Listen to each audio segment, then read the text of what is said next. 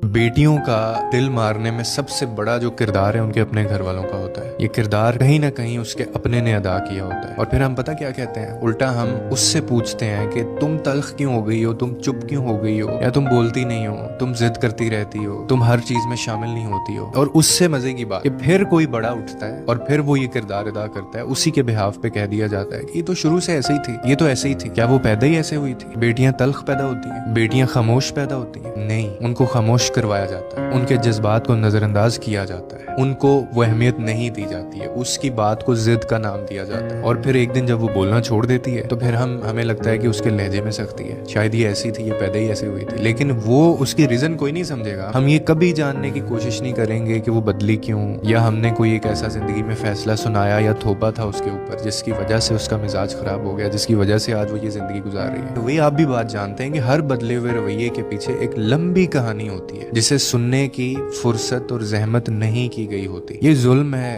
ये सबसे बड़ा जुल्म है जो बच्चियों के साथ आज तक होता है।